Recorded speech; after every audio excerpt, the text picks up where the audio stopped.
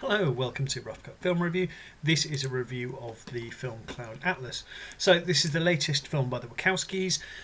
Also Tom Tykwer, who made the interesting Run Lola Run many years ago. Strangely, there are similar themes, despite the fact that those two films are very, very different.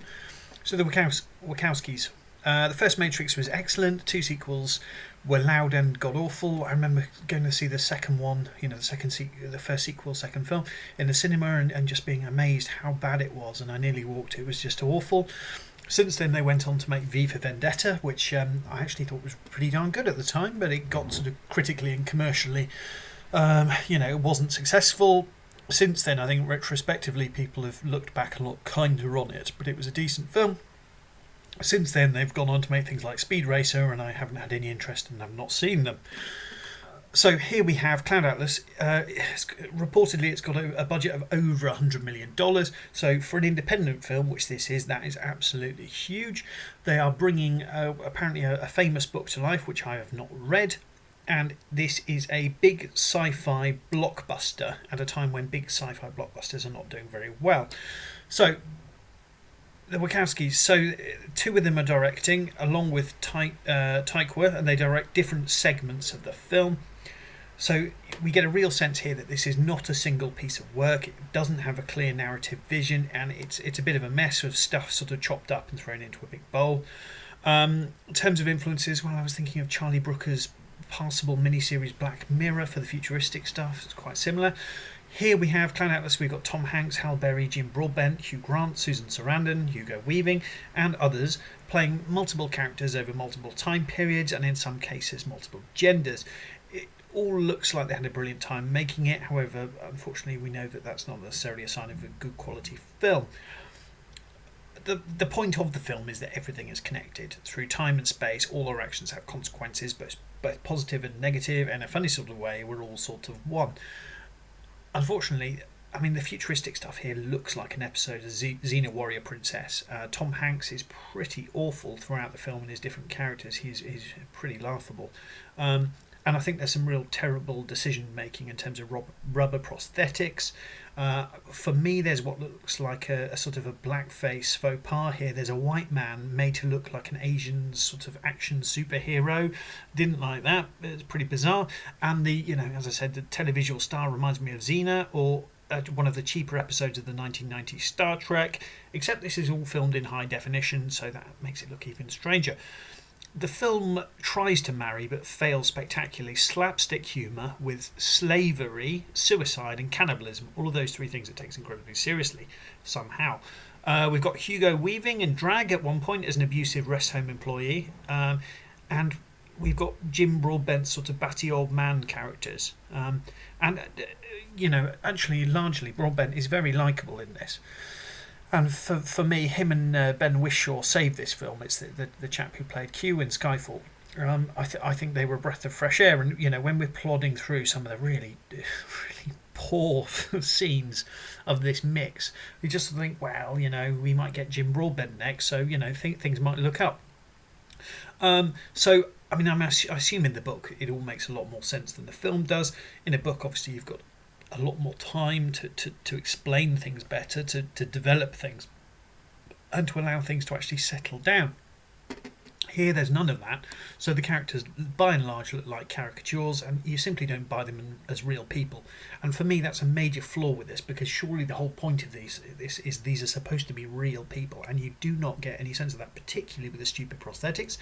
It's not so much film as it's a shotgun. It's a splatter of things against the wall, and we'll see what sticks.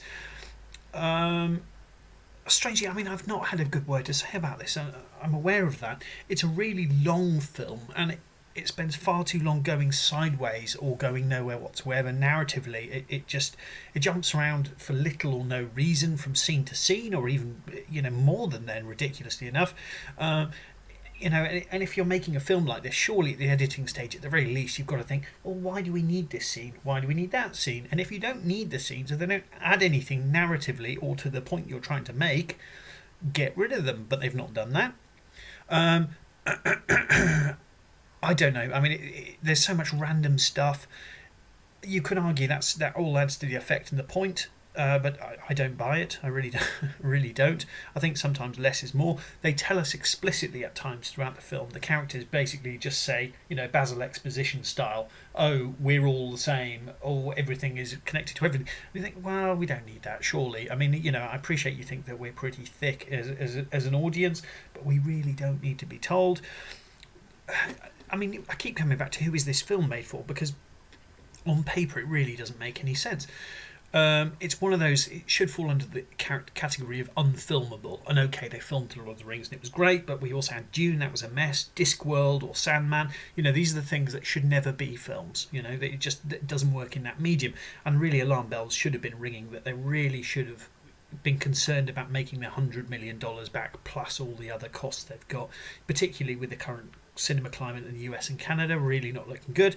Some people absolutely love this film, but they're in a very, very small minority. And to be honest, if you're going to love this film, you are overlooking or just completely forgetting about all kinds of problems. You really are.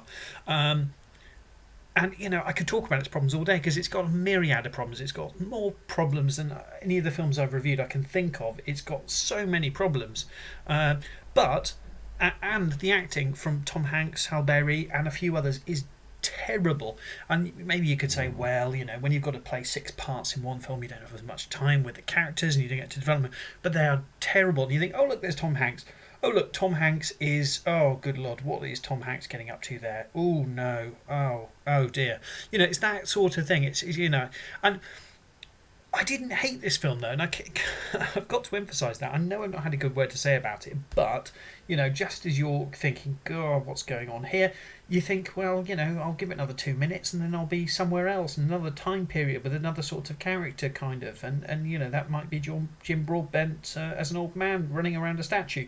So, I absolutely didn't hate it. It reminded me of sort of, those sort of world cuisine buffets. It's sort of like all you can eat for £8. And you sort of wander around all this, and none of it really makes sense on the same plate, and you end up with this huge portion of like processed, deep-fried matter that's all sort of alarmingly bright and unnatural colours.